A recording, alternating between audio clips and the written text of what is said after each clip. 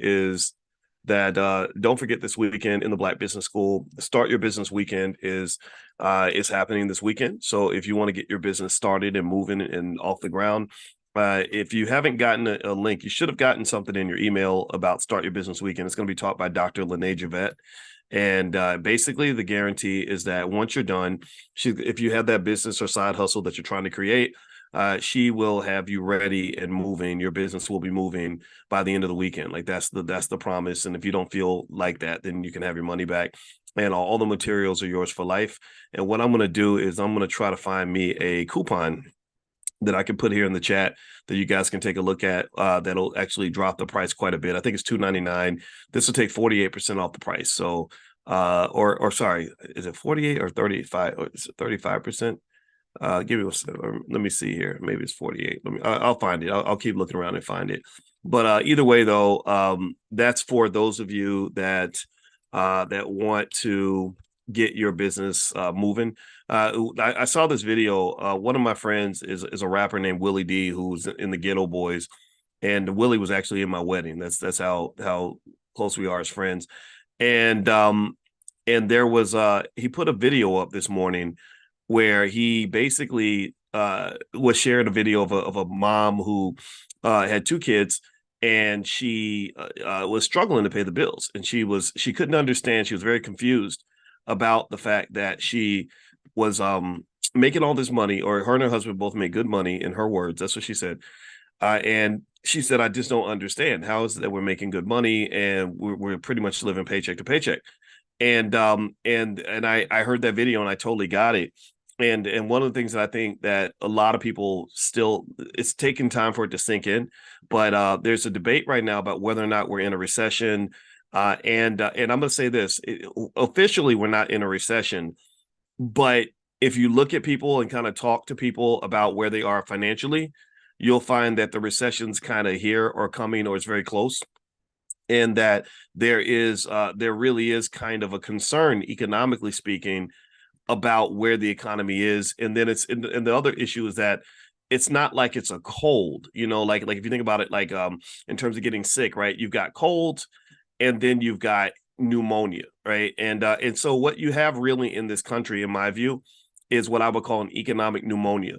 And this is a long-term issue. Like, so the recession theoretically will be a temporary phenomenon for the most part, and it will be from a technical standpoint, but the pneumonia really isn't going to go away, right? So I would encourage you to sort of just make sure you know that difference, because there are people that are really struggling, and a lot of times I think a lot of the struggle stems from individuals that unfortunately are kind of living by the economic rules that their parents abided by, right? So like, my mother and father, they got married and they both had good jobs. My dad was a cop, my mom was a nurse, and they were able to pay the bills.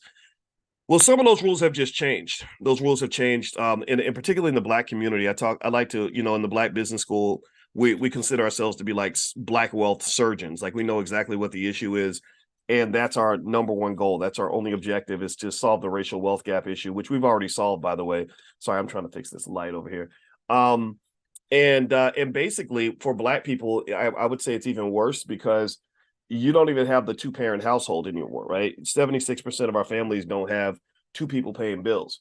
So I want to ask you all this, and I think it's a question that you have to ask yourself, is how are you going to fix that? What gives? How do you adjust to that? Do you just pray a lot and hope that it goes away? Do you hope for the best? Do you wait for white people to come up with a solution? Like, what do you do? Like, really, what do you do? And I think it's very important to ask yourself that question on a very deep level, or you will find yourself, really kind of in some tough spots. So this video, and I'm gonna share it on my Instagram. My Instagram is Dr. Boyce Finance, but the video really spoke to what a lot of people are going through. And a lot of people are just confused, particularly people under the age of 40. A lot of people under 40, that so-called millennial class, they're probably the most confused. Those between, I'd say between, like, say 28 and 40, or maybe 40 and under, period. They're the most confused because the economy has just shifted in front of you, and you're like, wait a minute, what the hell is this? I don't understand this. And I do understand it. And I can tell you what's going on. You have student loan debt That's just ridiculous. It's out of control. You have corporations that are not paying as much as they used to. You have massive amounts of inflation that we haven't seen for a very long time. So the price of everything's going up. The wages are staying flat. And you've got the massive debt burden kind of pulling you down. And so the question becomes like, what are the solutions? Well, the solutions, there's a couple of simple solutions that apply here. One is, to cut costs, like keep cutting. That's something you could do. Although sometimes you get to the point where you cut so much. Let me know if you know what I'm talking about. Like sometimes you feel like you've cut so much, you're tired of cutting. I know I got tired of cutting. I don't like cutting stuff. The other one is to make more money.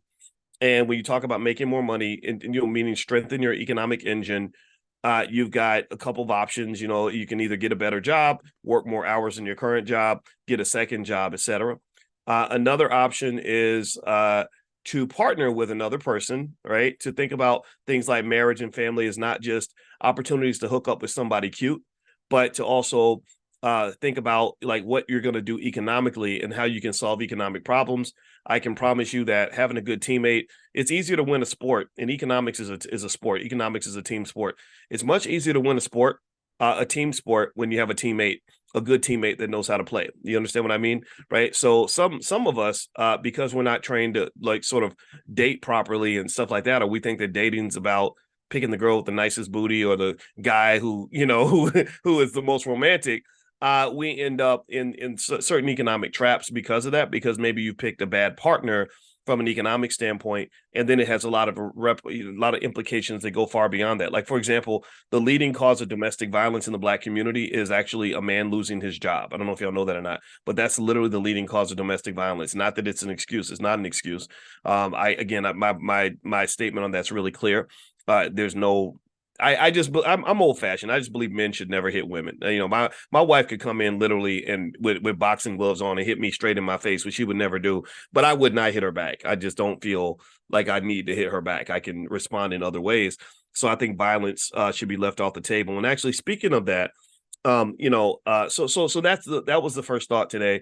So if you want to know my solution, like when I look at those families that are trying to figure it out.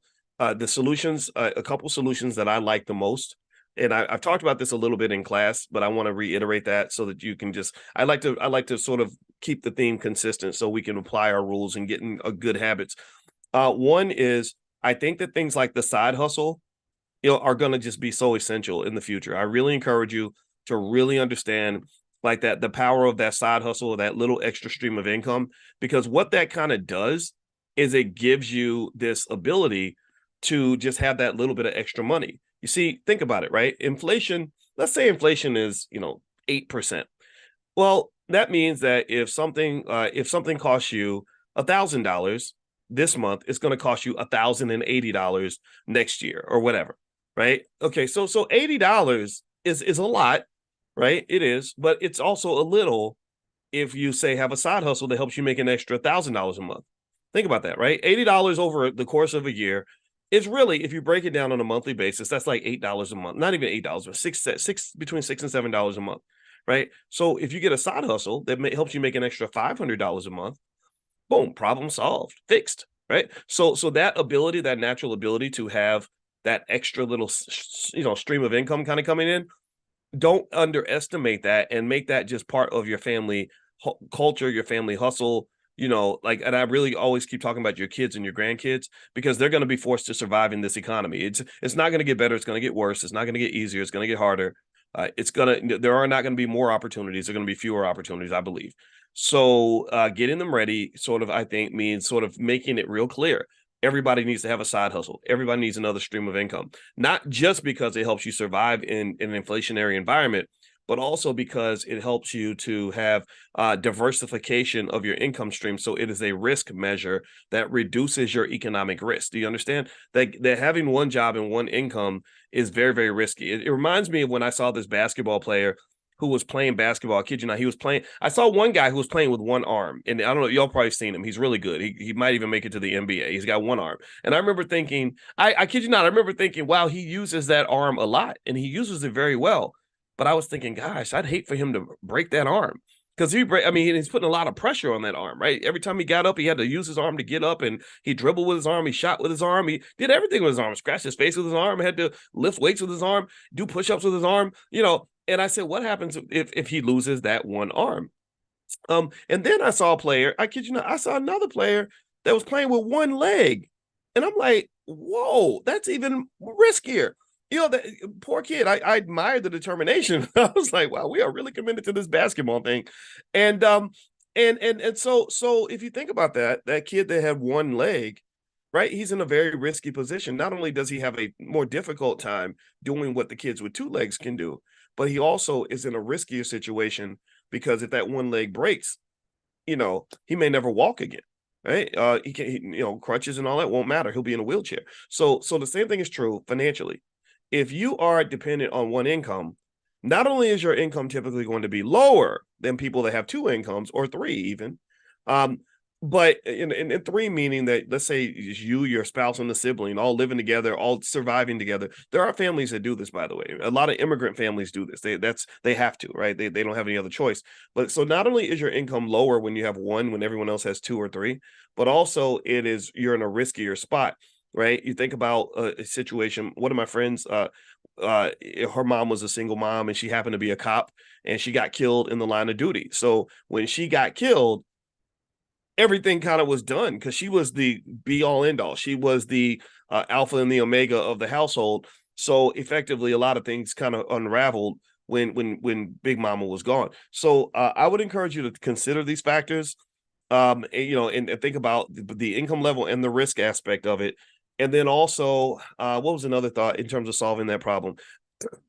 Not just the extra side hustle issue, but also, again, relationships. I think thinking carefully about relationships and how they fit into your economic game plan is important. Also, I think in the future, people are going to have to cohabitate on a broader scale than just husband, wife. I think it might even be, four friends. Like, remember that TV show Friends, which was, I think that was a copy off Living Single. You know how it is, like, they'll put out a black show and it does well, and they'll say, okay, well, let's just put white people in it, and then it'll have a bigger audience and we'll make more money that way. So if you look at Friends, you had several friends that were living together, all pitching in on the bills, but you can also pitch in on things like a mortgage and stuff like that, which is no different from starting a business together, right? Buying a home together as a group is no different from starting a business together as a group. All these things are basically collective entities where you're all sort of contributing together, and so you're doing two things.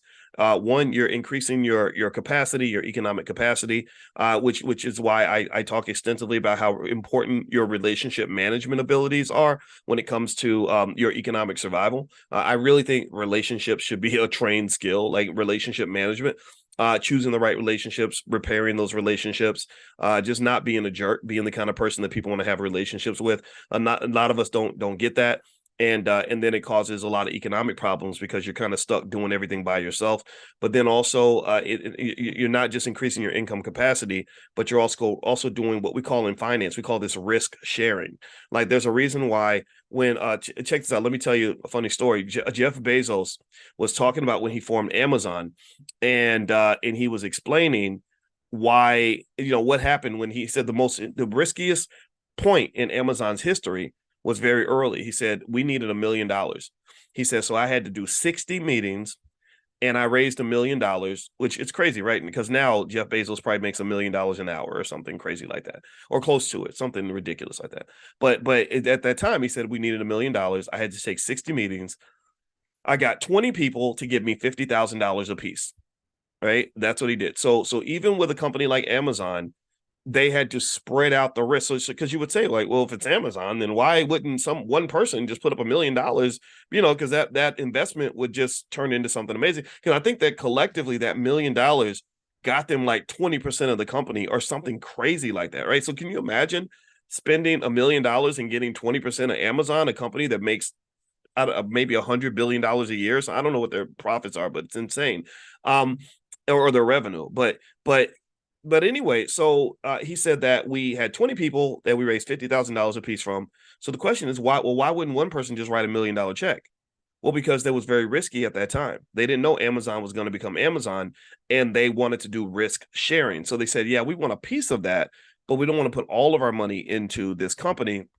And I don't want to be the only investor. I need to know there's going to be other people on this ship. So if the ship goes down, I won't be all by myself. So the same thing is true when in your investing strategy. You want to try to share the risk for things that are risky, and then also, when you're doing it with other people, it's just a lot easier because you're not just sharing money. You're also sharing connections. You're sharing expertise. You're sharing the time commitment. All these things get shared that allows the investment to prosper and thrive. Now, one more thing I want to mention really quickly. So, if you want to sort of dig into that side hustle thing, again, in the Black Business School, this is for those who've been procrastinating. Maybe you got that great business idea and you don't know exactly what to do to get it started, stuff like that. Start your business weekend. There's a coupon right there in the chat where you can get 48% off Start Your Business Weekend, hosted by Dr. Lene Javette. Dr. Javette is one of our faculty in the Black Business School, and she is really good. She's been with us probably about a decade now.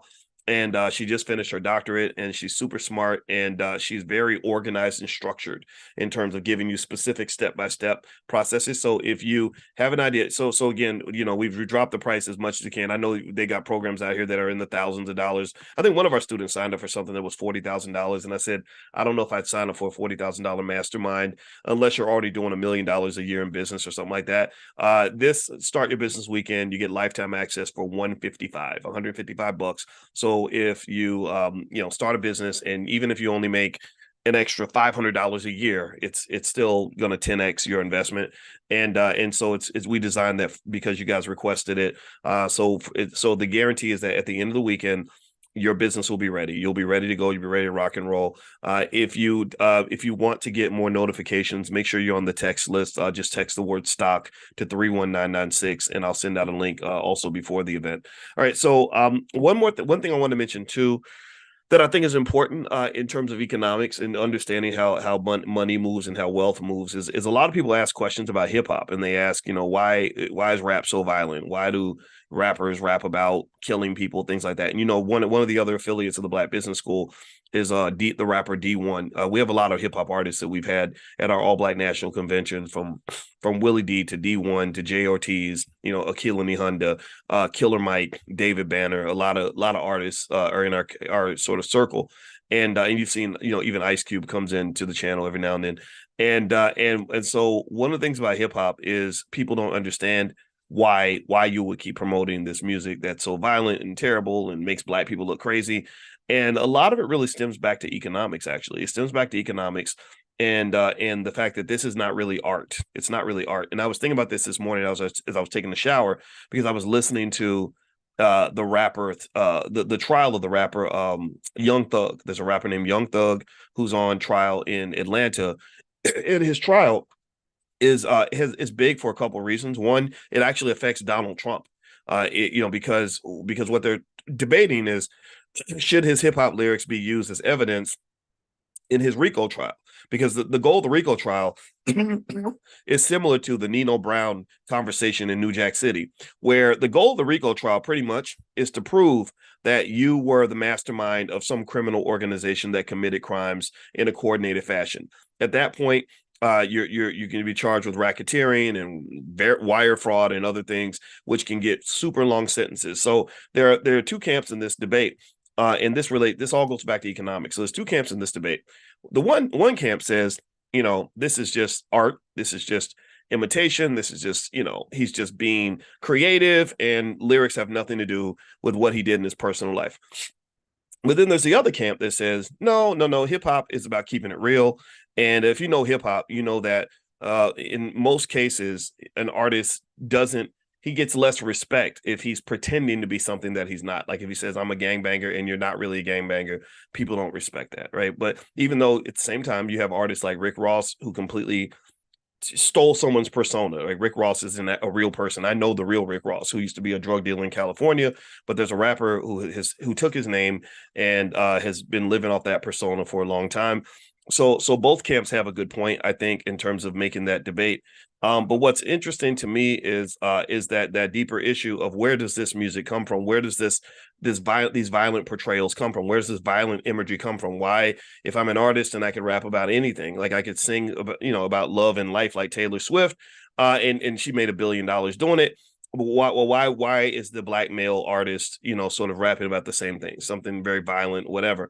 Well, a lot of it comes back to corporate America, and it comes back to the imagery that corporate America is willing to invest in, because they see a market for it. So you have in Hollywood, you have the whole image of the mafia guy, right? Where people love mafia movies and movies about the mob and gangsters, and from the Italian community, they love that stuff, and so they invest in movies. After The Godfather got made, and made all that money, well, then suddenly that you had all these other mobster, Goodfellas and The Sopranos and all that come out, because people kind of like that gangster image. And so with the black male, that same thing. They like the criminal image. They like the image that you're much more credible if you're talking about prison and killing and all that stuff. And this is all driven by money. This is all financial. This is all corporate America making a decision to say, is there a market for this product? As an artist, you're not really an artist anymore. You're just a corporate product. And so we're going to put this product out, and we need consumers to want it. And when they're thinking about which consumers are going to buy it, they're not thinking about black people, because we're not the dominant market. We don't have the most money. They're thinking about white people. What do white people like, and what do they want to see from black people? And they don't want to see scholars and engineers and doctors and lawyers. They want to see gangsters, thugs, hoodlums, and hoes. That's what they want to see. That's what they like. That's what's credible. That's what they believe. That's what they're addicted to. So there's billions of dollars invested in all of this. And then unfortunately, the side effect is that, the little children are seeing this, and they're looking up to this, and they're saying, oh, okay, I want to be rich. I want to be successful. So the best way for me to do that, the most economically viable route for me to take in life, is to behave like a thug, so that white people will pay me money to act like a thug. So a lot of what happens in hip hop isn't just a personal decision by the artist. And I speak, D1's been my friend for a long time, and he's now taken on the industry, kind of challenging the images and stuff like that. And I did tell him, I said, eventually the conversation about the direction of hip hop, in my view, has to move away from just you debating with the artist, because the artist doesn't really, most of these artists are not even artists, number one. Number two, the artist is answering to the corporation. So to some extent, the vast social crime of hip hop is a RICO charge, right? It's a RICO charge in the sense that it's an organized conspiracy by those who have capital to make more capital by portraying an image of the black male and the black woman to the world that is damaging to the black community. And they're not doing it necessarily because they just want to destroy black people. They're also doing it because it's very profitable to do so, right? And so effectively, and this is why Kanye West, another person that I've talked about many times before, because he and I talked a lot. When he came out with his album College Dropout, and he wanted to talk about regular stuff and growing up, and going to college and all that. They were like, people don't want to hear about black men going to college. They want to hear about black men killing other black men. So the economic incentive, what that really speaks to, and this is something I want to go deeper into today, because I have a list of things I want to cover in terms of the economy and stuff like that. And of course, if you have questions, put them in the Q&A section. I will answer those. Is that if you don't sort of secure as a community your economic power, then you're going to have a really hard time changing anything in this society. That's really the bigger point. If you are looking at some kid who's thinking, what's the best way for me to make money? I want to make money like everybody else in this country. So think about this, right? You've sent him to a public school, so he would never learn how to do much of anything, in 9 times out of 10, except rap and play basketball. And so he sees those as the most direct paths for him to have prosperity. So part of that economic challenge for our community is that number one, we got to take our economics more seriously. Number one, we have to do that. If you don't take your economics more seriously, then it's like you're trying to win a basketball game and you've never spent any time on the basketball court. You don't have a game plan. You're not in shape. You're not going to win that basketball game. So if you want to win the basketball game of economics, you got to be a basketball player. You have to be committed to the game. You have to understand the game. Our children don't understand the game. We put them out in the world. They know nothing about how to get money, where money comes from. They're not thinking about sort of creating the entity that owns the Dallas Cowboys. All they know how to do is go out and play for the Cowboys, right? They're not thinking, how do I create a FedEx or a UPS? They're thinking, can I get on and can I get a job at UPS? Do you understand? So effectively, part of that responsibility of increasing the economic consciousness of our people is really on us. It's 100% on us. If we don't do it, then it's not going to happen. No one else is going to do it. And so where I see the liability in terms of that kid deciding, do I want to be a rapper, a basketball player, or something else? The question I would ask is, well, what is that something else? Is there something else? Is there nothing else? Think about how many kids we have in the Black community who grow up and literally all there is basketball. Everywhere he goes, he's got a basketball in his arm. He's dribbling his basketball on his way to school. He's at the basketball court every single day. That's an unhealthy reality. That's an unhealthy obsession with leaning, like literally gambling. It's the ultimate gamble. It's like going to a casino and betting everything on one number, or buying one lottery ticket and pouring all your money into just that one lottery ticket and hoping that one lottery ticket is going to take care of you for the rest of your life, and it doesn't. So a better approach, in my opinion, would be to be overcommitted to systematizing the idea that every Black child should understand at least 5 or 6 different ways to become a millionaire before they hit the age of 12 or 13. 5 or 6 different ways. So what are some other ways? Well, obviously it's easier to become a millionaire if you start a business. If they start a business and sell a good product, becoming a millionaire is not a big deal. Like literally, I go to places. I'm going to be speaking at Lamar Tyler's Traffic Sales and Profit event. And at that event, I love speaking to that group because they have over 100 Black millionaires that are just like you and I, regular people, not people that you see on BET, not people that are in Hollywood, not people that are, working for major corporations. These are regular Black people who started businesses, hair care companies and consulting firms and all kinds of stuff, who are now like making 7 figures. Like, it's not a big deal to walk in that room and say, oh, I made $8 million last year. People are going to say, that's great. So did I, so there are spaces like that. So I think entrepreneurship obviously should be part of the culture. We've talked about that. But then also you go deeper, right? You talk about real estate, but not just talk about real estate, but all the different ways that there are to make money in real estate. And actually speaking on that, if you go to drboycerealestate.com, I am facilitating a training on real estate. I'm not a real estate expert, so I'm not the primary teacher, but I have a lot of friends who are doing really well in real estate. So I said, let me just bring all my friends in as guest lecturers, and they can talk about all the different ways that they're making money in all the different forms of real estate: residential, commercial, house flipping, everything in between. So feel free to go to drboycerealestate.com if you want to give it a try. We're going to actually do our first meeting this week, and you also get free access to a lot of bonus material that's already there. We have a ton of real estate trainings. We've done probably 100 real estate events in the Black Business School in the last few years, and we save everything. And Julian Gordon is our dean of real estate. And you see what Julian can do as well. So if you're talking about it, so I was sitting there talking to my sister's boyfriend, and he does commercial real estate, and we were just sitting there having this conversation, and he was just talking about all the money that, like I said, oh, he said, yeah, I got to go over here to go look at the strip mall that that we just bought, and I was just sort of asking him more questions about it. Now here's the thing, right? This is a guy that's not famous. He doesn't have a record deal. He's not in the NBA. He's shorter than me. He's about 5'6", 5'7", and he just casually mentions, like, yeah, we paid about $11 million for that. And it was just interesting to me, because I personally think that our kids need to hear a lot of those stories and hear from people like that. They can show them all the different ways they can make money without hoping that somehow they get a chance to be 6'8", 250 pounds. There are kids that think they're going to be the next LeBron, but I'm thinking, but you're only 5'9". Like, how are you gonna? LeBron's big. Like, you do know 99.9% of all men never even get to be big enough to be LeBron. So what makes who told you that makes sense, right?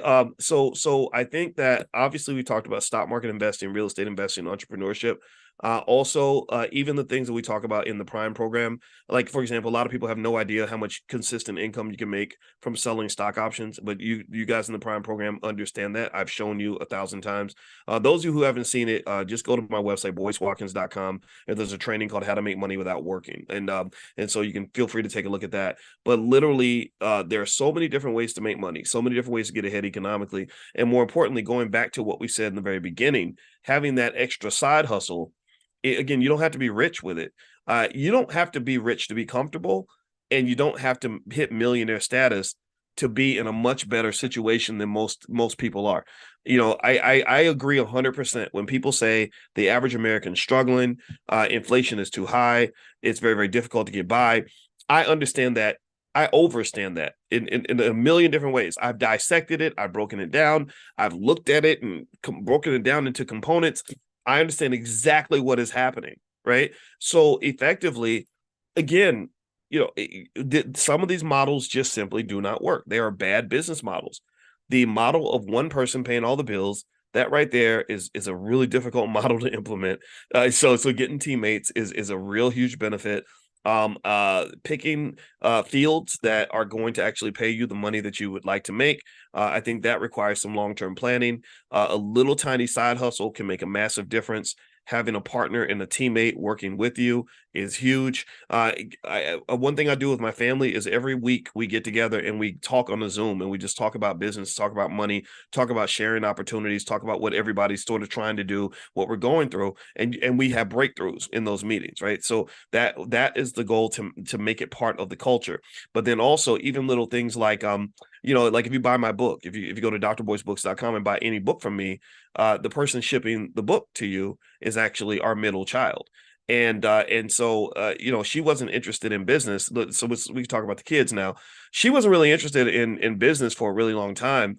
And it took me time. I told you guys know my story. My wife had 3 kids when we got married. I had to earn my right to have a relationship with all of them. I couldn't just brute force my way in by saying, I'm the daddy now. I'm here. Everybody listen to me. No, I don't. That does not work. So I had to, be patient and work my way into their space to understand them and to have them understand me and see how we could help each other. And so eventually, what helped was I picked up on her habits and I picked up what she was interested in. So I noticed that she likes nice stuff. She likes luxury items. So she'll go to the mall and she wants the $500 jeans and she wants the Gucci purse and the Coach purse and all that. And I never judged that. I never said, oh, that's inappropriate. Like, that stuff's a waste of money. Don't do that. Now, I did explain to her little things like that video, How to Sell to the Negro, and how sometimes they sell you luxury items because what they're really selling you is your self-esteem, or they're selling you this false idea that somehow if you spend money on these expensive items and look like rich people, that the world will treat you better and you'll actually be somebody. All that's manufactured, all that's crafted, all that's a psychological effort. They worked with Sigmund Freud, the great psychologist, to understand all the subconscious cues. They want to dig into your subconscious mind because that's where you make most of your decisions, and that's why consciousness is so important, because if you lean on your subconscious, you're just going to fall in the traps. And I did explain those things to her, but it didn't matter. She still wanted to have the nice stuff because a lot of her friends have it. So then I said, okay, so you set a certain bar for yourself in terms of what you'd like to have. You want to have really nice stuff. That means that you're going to have to figure out how to make really nice money. So I said, look, these jeans are $500. That purse is $400. I said, regular people can't afford this stuff. Regular people can't, and the oldest son, he wanted this $250,000 car. And I said, a guy making $80,000 a year can't buy a $250,000 car unless he wants to be in the poorhouse. I said, however, there are ways to get a $250,000 car. There are ways to get $500. I know people who have Gucci stuff. I know people that have Coach purses and all that. So let's talk about your life. Let's talk about your career, and let's make sure that it's going in a direction that's going to generate the type of income that you need to be able to do these things, right? So that was when I realized she was 16 and wanted money. I said, well, I got a job available if you want it. I'm not going to go out and give you this stuff. Like, I don't do that. I don't buy that stuff, and it's my money. But if you come and work with me, I can show you business. I can show you how I make money. And then also you can have money to do whatever you want with. And so that helped us to achieve a few different goals. Number one, we're closer than ever. We talk, every single day. And that gives me opportunities to coach her and to train her and to tell her things, right? Because I want her ready for life. I saw a video the other day about a poor lady who was, she was making a joke about about women that have to sleep with men to get money, and the guy was like, hey girl, if you give me some, I'll help you get that rent paid, and I feel like that's just a terrible trade-off, right? That you have to trade your body and risk diseases and drama and terrible outcomes just to get an extra $500 a month. So I want her to be ready. I want her to be financially intelligent and just understand all the ways to make money so she can maybe, I don't know, pick a man because she really wants him, not because of how much money he makes. But then also we get chances. We were talking about business. So I talk specifically about what's going on in my business and the things that frustrate me, the things we're trying to accomplish, the ups and the downs and all that stuff. And she's learning, right? This is school. And here's the cool part. She's in school, but doesn't know she's in school, right? She thinks that it's an after school job where she's just getting money so she can go to the mall, but she's learning more about business at 16 than most 40-year-olds know. Right. I mean, imagine having someone like me in your ear all the time, like I'm going to tell you something that's going to help you get some game to get ready for the world. And what it did too was I noticed it started shifting the way the range of options that she saw, in terms of what she wants to do with her future, right? It used to be kind of simple, like, what do you want to be? A teacher or a nurse or whatever. And I was like, yeah, those things are cool, but who says you even have to define yourself by a profession? I said, I don't know what career I want you to pick. I just want you to be happy. How about that? Just maybe that's the goal. If you're happy, then I'm happy for you. And happiness, money won't buy you happiness. But having money will give you the day off work so you can sit around and think about the things that are going to make you happy, right? So that's what money will not buy you happiness, but money will clear out the little stuff so you can really sit and meditate on what's going to make you happy. So when we talk about careers, that's what we talk about. I'm more of a hippie in that regard. I don't really talk about like, oh yeah, let's be an engineer. When we talk about college, I'm like, yeah, college is a lot of fun. Just keep your grades up and learn how to be a critical thinker, right? But overall, what I would say to you is I would encourage you to consider that, right? If you bring the kids or the grandkids into what you're trying to do business wise and have real life conversations with them, I think you'd be impressed by how much they soak up. I think that they enjoy real life, and I know that they enjoy money. And if you are on your journey to figure out, like, okay, how am I going to make an extra few $100s a month or whatever it is you're seeking to do, well, bring your kids along, because not only will they learn, but also you'll have a deeper connection with them. That's another thing. The more you talk, the more you connect. But then also, kids can be super helpful. Like really, like you go to my website right now, drboycebooks.com, and get any of my books or my wife's books. She's the one who comes home from school and goes through, she logs into Shopify, she goes through the inventory list or the orders list. She fills every order, she ships the stuff out. And here's the other thing too. This is what's really cool. I didn't have to go and tell her, oh, by the way, I'm Dr. Boyce Watkins, and some people think I'm a big deal, and I've written books on this, and I'm Powernomics and Dr. Claude Anderson. I don't have to preach any of that to her. You know why? Because she knows all of my books by heart, because she sees them and she sees the orders that come in, and she sees when we have a surge and she has to ship out hundreds of books. So she knows something's happening. She knows something's there. And I rarely say a word, like, or if I talk about it, it's just like, it might be like, yeah, let's go. We're going to the All Black National Convention, and we get there and all these people are there, and she's seeing things, right? I think kids pick up things in those subtle ways as opposed to us just wagging our fingers at them and preaching to them. And I also think real life is a better teacher than school life. And I hope that makes sense. And so I hope that helps some of you as you're trying to educate your kids and get them ready, because you got to get them ready. You got to get your grandkids ready. Like, let me ask you all a question. Give me a yes or no in the chat. How many of you had an inheritance of some sort? Like, how many of you, give me a yes. How many of you had, somebody leave you like more than, say, $10,000 when they died? Has anybody had an inheritance? Raise your hand. Give me a yes in the chat if you've had like at least somebody leave you like at least 10 grand. Okay, I see some yeses. I see. Okay, Elha says no. Aisha says yes. Okay, that's good. Very nice. Okay, Nelly, no. Otis says no. Let's see. Nene says nope. Lizzie says yes. Okay, good for you, Lizzie. Daryl Easton says 150,000. Good for you. Everybody call Daryl up. We're gonna borrow some money from him. Errol, nope. Alan Bean, nope. And Alan Bean can make paper skyscrapers. They're not paper, they're wooden. Every time I see Alan Bean's name, I think about the fact that he told me you can make a skyscraper out of wood. I still don't believe him. Let's see. Gary Williams, no. Royal, no. Right. And I did a survey, actually. I did a survey on my YouTube channel. And I asked everyone, I said, how did you get an inheritance? Have you ever received an adequate inheritance? And the vast majority of you said no. Right. The vast majority of you said you did not get an inheritance. So one dream that I have, one thing that I hope, and I believe this is going to be true, is actually, in fact, I'm gonna ask y'all to do this for me real quick. If you can make this, let's call this like the the Dr. Boyce goofy commitment, right? Like I'm saying it's goofy because I don't want to take myself too seriously here, but I want you to make a commitment to me in the chat. And just put a yes if you agree to this. Let's commit right now that we're going to leave something to our kids. Like, give me a yes if you can promise me right now, and you're really promising yourself because I'm not going to verify it. I'm not going to show up at your house and make you prove it to me. But give me a yes. Let's be economically conscious. Economic consciousness means sort of consciously making a decision, making a public commitment to something. Give me a yes if you're going to leave something to your kids or your nieces and nephews if you don't have kids, or to some kid down the street, because y'all know Lord Jesus knows we got so many little kids that might need a temporary parent, that need somebody who's gonna love them. So if you ain't got your kids of your own to love somebody else's kids. Like, love is a powerful thing, right? It makes a difference. Think about how different our lives became because somebody loved us. So give me a yes if you're gonna leave something to somebody. Please, please, please. Grandkids, niece, nephews, kids down the street, your own children. Okay. All right. So we've made the commitment. All right. So now that we've made the commitment, let's stick with that and let's make that part of the B1 culture. The B1 culture is that I'm not going to die and have no one know that I'm here. That's just not going to happen. I'm not here to just live, pay bills, grow old and die.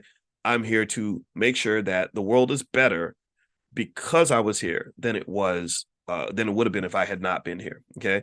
And also I know I talked a lot about kids because again, this is an economic stream of consciousness kind of thing. But also we do have a lot of stuff for children. As you guys know, we have a digital program, blackmillionairesoftomorrow.com. Feel free to take a look at that.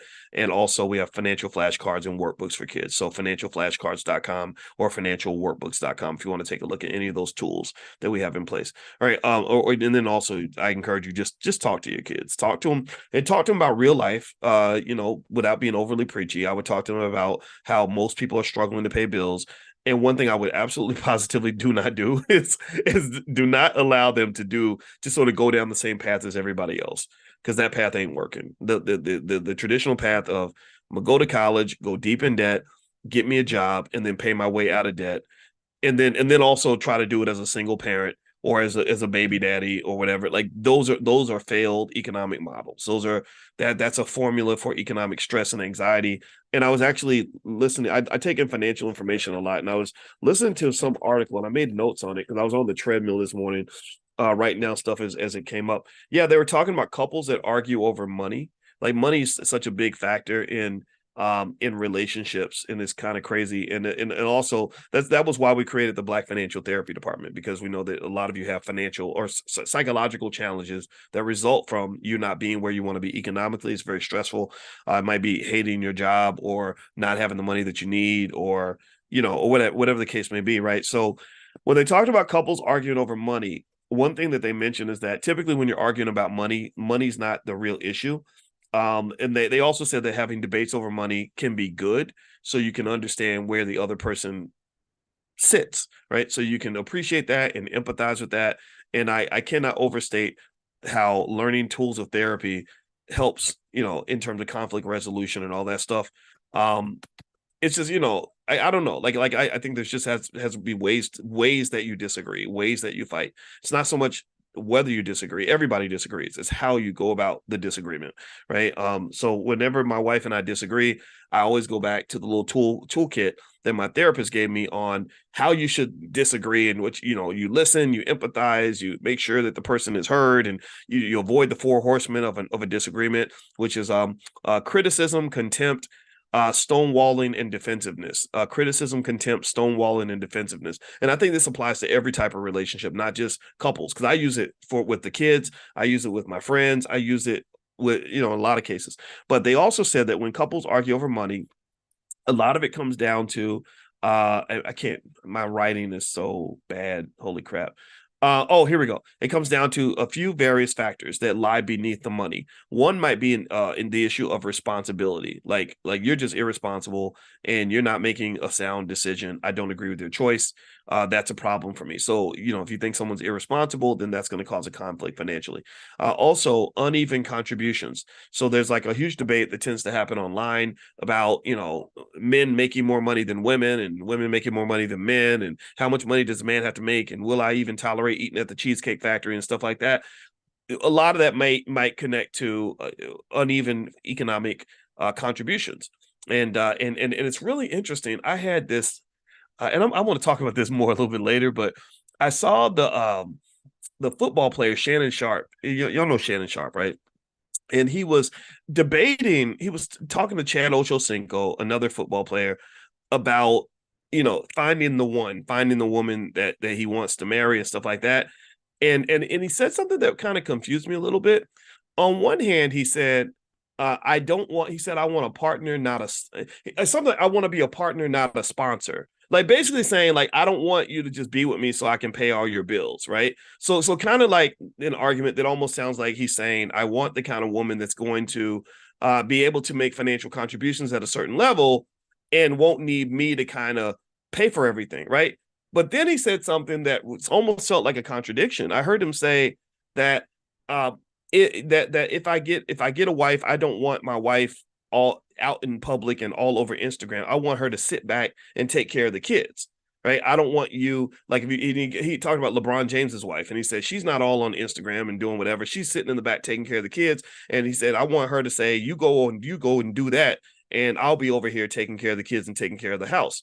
Now, I'm not saying that one view is better than the other, but I was sitting there thinking, if somebody is just sitting back taking care of the kids, how are they going to be this big earner that you want? You meant, you said, I don't want to pay all your bills, but I'm at home taking care of the kids.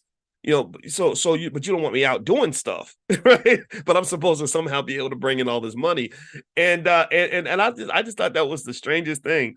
But I also will say, my wife is on the internet, and I don't really care. I don't believe in feeling like you have to control what another person does. I'm not a big fan of that. I think you should cheer each other on and help each other be happy. And I support whatever makes my wife happy. And I think, and I don't understand why that's such a complex idea.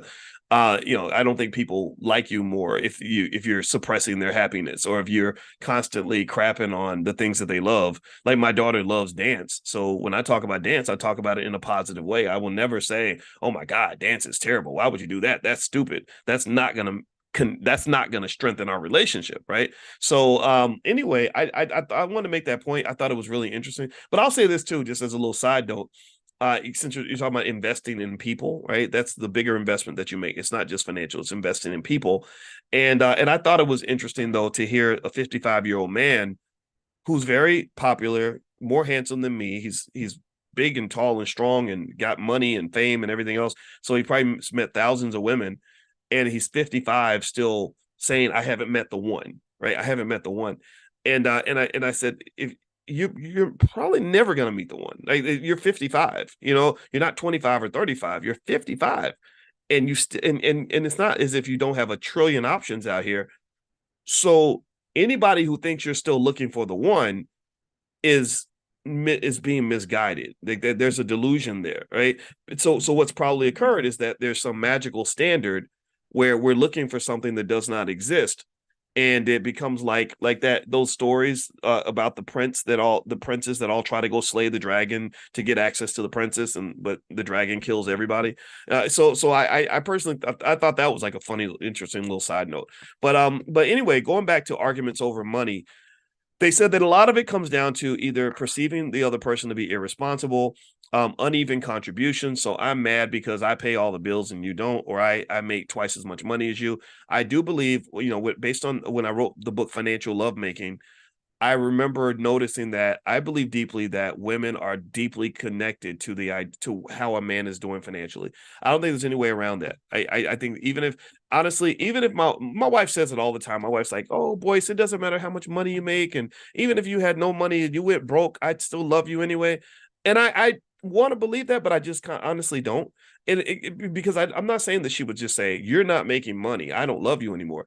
I think that what would happen is that if I was not making any money and she was paying all the bills, that stress of doing it all by herself would push her closer to the breaking point where maybe she's never going to yell at me for not making money, but she might scream at me because I didn't do the dishes while she was at work, or yell at me because I didn't take the garbage out, or whatever, right? Like, I feel like it would spill out somewhere else. I do not believe ever that we'll get to the point where money does not matter to both men and women. I just don't believe that. So those uneven contributions, especially in cases where the woman makes more than the man, or the woman's going out to work every day and the man staying home and taking care of the kids. I think all that's fine and it can work, but it does create other complications in the relationship, like even infidelity. They say infidelity is much higher if one partner is running off and going to work every day and the other one's at home, and it's male or female.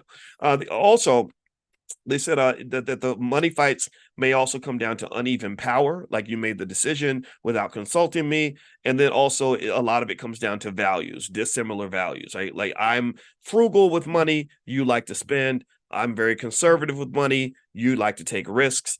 And I would encourage you to make sure, if you're not connected with someone, to really look at that assessment. Like if you're an entrepreneur, you really have to really consider being with someone who understands the lifestyle and the thinking of an entrepreneur.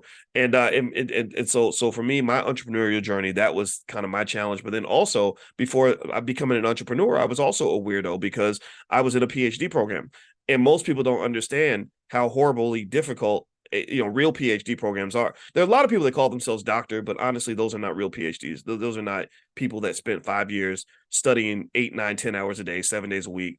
And no one understands how you can study for a test 8 hours a day, 7 days a week, and still fail the test. But that's what PhD programs do. It's a real test of mental toughness. It's really like being hazed for 4 5 years, and then you could spend 5 years doing it, and they still won't give you what you came for. They could kick you out and say, "Get out of here." Right? So going through something like that, it made me more connected. Like, it's not a coincidence that my wife is also a PhD, because I can tell her a story about something horrible that happened in my PhD program, and she gets it immediately. She gets it instantly. Whereas, if a person who hasn't gone through that same experience might not understand. So, maybe it's the same thing with like being a soldier or something like that, right? So everything has its own individual culture. Now, what I want to do is look in the Q&A and answer some questions. I am 15. What stocks do I need to buy to be successful? Okay, great question. And I'm glad you're 15. I'm glad you're here. I would start with consistent investments in index funds. One, if you like AI, is AIQ. AIQ, if you invest consistently, will put you connected to AI. And then also there's another one, SPY, Sierra Papa Yankee, that you can invest in. And the $5 a day investing plan, if you go to boycewatkins.com, it's all right there. So feel free to go to boycewatkins.com to get the $5 a day investing plan. Next question. Claudia says, Dr. Boyce, I trust you're doing well. Was wondering if every now and again you can recommend some stocks from the UK and other countries outside the US who are students. Yeah. I got our support team is in here, Shauna and Tiara, or I know one of y'all's in. I think it was Shauna. Can you tell Teresa to make sure that I do that? Because I want to apologize to everybody in London or in Britain who's watching, because we have so much support in the UK. And if I were y'all, I would be mad at me because I really haven't done my job as far as delivering at that, at the level that I should on that tip. Just chalk it up to me being a selfish American, but I'm going to fix that. I'm going to change that right now because you made a good point. So I apologize for that. So thank you for that point. Now, if you want to know a stock that I really like right now, there's a stock I bought last night called DocGo, and the ticker symbol is DCGO, Delta Charlie Gamma Omega. I know I didn't say it right, but I know that's not the phonetic alphabet. I should know that. I'm supposed to be an airplane pilot, but how can I be an airplane pilot I think the G is actually golf, and the O, though, I don't remember the O, though. Maybe it's Omaha or something, but it can't be Omaha. That doesn't sound right. Anyway, all right, so let me see here. Rarick, how do you feel about charting to see how the stock market is going to do? I don't like it, honestly. Oscar, thank you, Daryl. See, Daryl's smarter than me. I should know this by now. I really should, but my bad. But yeah, charting. I'm not a fan of charting. I don't. Most of the research that I have reviewed basically says that it doesn't work. Like, it's like a financial version of witchcraft. But I don't say it very often because I don't want to offend people who are day traders and technical analysts and things like that. Because they're never going to really understand why I would say that. They're going to think I'm just being a hater, so I don't talk about that much. But technical analysis most of the time does not actually work. There are some exceptions out there, but it's very, very difficult to nail them down. What tends to be the best tried and true approach when it comes to stock market investing is buy and hold, diversify, be consistent. That's why if you do the $5 a day plan, which again, you can get it for free at boycewatkins.com, the $5 a day plan literally is it's a straightforward pathway to wealth. It's a direct walk to the end zone. You just have to do the walk, right? So and really I think I might change it. I might actually change it from the $5 a day plan to maybe $10 a day because inflation or whatever, right? And in fact, let me get us. I get excited when I do the math of the $5 and $10 a day plan, right? So $10 a day is $300 a month.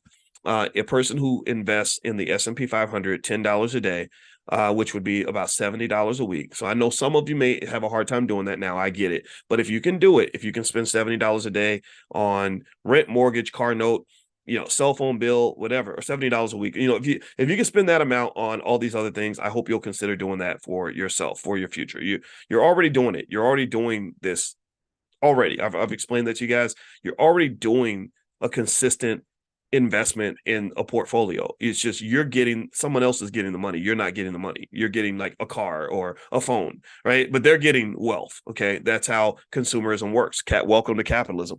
So let's just get excited about the math. $10 a day or $300 a month over a 10-year period, a person would have after 10 years, approximately, if they just blindly invested, no knowledge, no skill required. A 5-year-old could do this. That they blindly invest in the S&P 500 after 10 years, they would have about $58,000 approximately, right? Based on history, right? There's no guarantee. It could be higher, it could be lower, but 58,000. I mean, think about this, right? Like I want to go look at the data. I gotta look this up. Remind me to look this up. I want to look up how much money the average American has, like in terms of liquid cash. Let me write this down. Most Americans don't have $58,000 liquid. I mean, really think about that. I would be willing to bet you 80% of all Americans cannot get $58,000 in the bank. What do y'all think? Do you think that's a reasonable statement, or do you think that that's like a little bit low or high? Do you think most people can get 58 grand? Like I'm talking about liquid. Like I can go sell stock in 5 minutes. I can have $58,000 in my bank account. What would you say? Would you say that 80% of all Americans can't do it? Or that to do that, you'd have to be in the top 20% in terms of cash flow. Cash flow, by the way, is actually more important than wealth in many cases. Cash flow is more of a time-dependent sort of phenomenon where a lot of times you might have wealth, but you may not have cash. More businesses actually fail from a lack of cash than from a lack of wealth. Just so you know. All right, so what would you say? Would you agree with that assessment that 80% or let's say even 70% of Americans don't have $58,000 liquid? So I want you to think about that, right? So just by focusing for 10 years and doing what you've already been doing this, right? $300 a month, which is again, a lot of y'all have cars that cost more than $300 a month. You certainly pay more than that in rent or mortgage, everything else. You pay. Some of y'all have cell phone bills over $300 a month, cable bills or close to that. So $300 a month, 10 years, $58,000, boom. Wealth gap problem solved. Poverty ain't an issue no more. It's over. Game over. You've won the game. First decade. So never believe anybody that talks like the racial wealth gap is complicated, because it ain't. You can solve that individually in your family in a decade very easily by just doing exactly what I described, which could be done by a 2-year-old monkey. A 2-year-old monkey could do this. Okay. So but let's go out 20 years. Let's say that you really have big goals, right? So you go out 20 years and you really want your kids to never have to work for anybody for the rest of their life. Well, after 20 years, that 58,000 grows and you're doing that consistently. You're $300 a month, just like you've been doing already. You've already done this, right? You've already done this. If you've been paying your bills every month on time for the last 10 years, you've already done this. So let's go out 20 years. After 20 years, you have approximately $204,000. So your baby who was born 20 years ago now is going into the world They're not broke, busted, and disgusted. They're not stressed out over money. They don't have to go work for anybody if they don't want to. Why? Well, because they got $200,000 liquid in the bank just from doing the things that we do in the Prime program, drboyceprime.com. You could literally buy them a portfolio of stocks and say trade options on these stocks. I'm going to show you how to do it and show you how to manage your risk. And that kid would literally have $100,000 a year salary off of the money that they're making just by selling stock options every week. I've shown you all how to do this. If you don't believe me, go to my website, boycewatkins.com. There's a training, how to make money without working. I explain it. This is how I make my money. This is what I've done with my kids. This is what our 20-year-old is doing right now. Okay. So again, now the problem's really solved. Now you got different problems. Now your problems are things like taxes or people hating you because you're rich or saying that you got lucky and you don't understand what it's like to struggle and all that. And I think that's all a bunch of nonsense, because if it's because you've struggled that you're listening to me, that you understand, a lot of you, right? So then let's go 30 years. Let's say you really, really dig in and you really make that generational commitment. We're not even talking about a full generation, 30 years. That's not that long. After 30 years, that number grows to about $500,000. So give or take a few thousand, $500,000. So again, if you held out with your child and didn't give them any of the money, well, at 30 years old, they got $500,000 liquid that they can invest and do whatever they want to do with. They can buy property, they can start businesses, they can live their life, they can go on vacation, they can do whatever they want. And if they're also trained, the model we use in the Black Business School to train our kids to be the greatest economic thinkers on the planet is what I call the KID model. KID stands for knowledge, investment, discipline. So if the child has the knowledge, meaning like, okay, if I get a bunch of money, what do I do with it? Pay attention. Notice how many young people you'll see that will get an opportunity financially, but they'll throw it all away because they don't know what to do with the money. They don't have the knowledge, right? So your kid has the knowledge. They say, okay, if I get an extra 100,000, I know exactly what to invest. I know exactly what to do with it. Then the investment means they have the capital base, right? Because if you have knowledge without investment, then you're almost like a football player with no football, or a basketball player with no basketball court, no basketball team, whatever, right? So you have to have the equipment to apply the knowledge. And then the D is really just discipline. Discipline is basically little things like us being able to talk about this and you haven't, and us making this commitment, which we did. We made the commitment to leave an inheritance to the kids. Well, the discipline kicks in where you stick with the things that you commit to, right? These are core, these are values. This is culture that we're talking about. We're not really talking about the economics as much as we're just talking about the decision making, the culture, the conscious and subconscious mind, how you choose to live your life, how you choose to build your family, what culture you're committed to. So the KID model will get your child to whatever level they want to get to. And that's what I want to encourage you to consider. Give me a second. My wife is knocking at the door. Hold on.